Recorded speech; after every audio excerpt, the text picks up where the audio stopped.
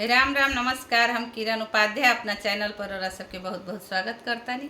आज बहुत सुंदर एगो बेटी विवाह गीत लेके आयल बनी जा, सुनावता नहीं जा। सुनी सबे पसंद आई तो लाइक सब्सक्राइब शेयर जरूर करब। सबे कमेंट में बताए सबे कि हमने के गीत कैसन लागल। चली सुनल जा। ऊंच माड़वा नीच माड़वा आले बासे छावल माड़वा, ऊंच माड़वा नीच माड़वा आले बासे छावल माड़वा। अरे माई ताही पैसी बैठेले बेटी के पापा, कत दल बरियाती ओइले। अरे माई ताही पैसी बैठेले बेटी के पापा, कत दल बरियाती ओइले।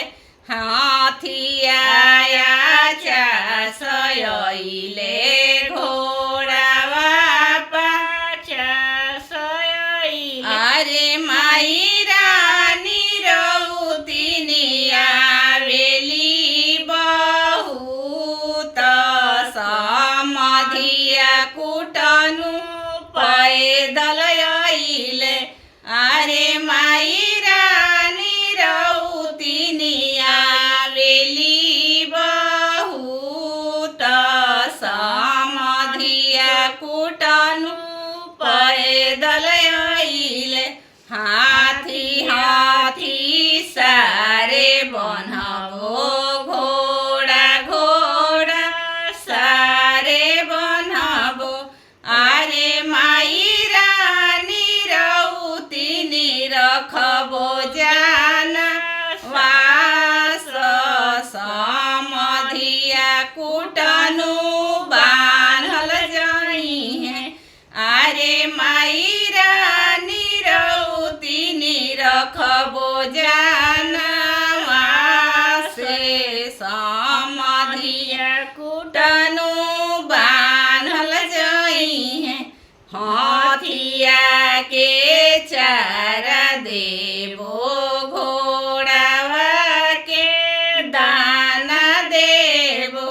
हाथिया के चारा देबो, घोड़ावा के दाना देबो। अरे माई रानी रउतिनी देबो बारा भात, समधिया कुटनु माड़ पीहे। अरे माई रानी रउतिनी देबो बारा भात, समधिया कुटनु माड़ पी। से सोनी रविकांत दुल्हा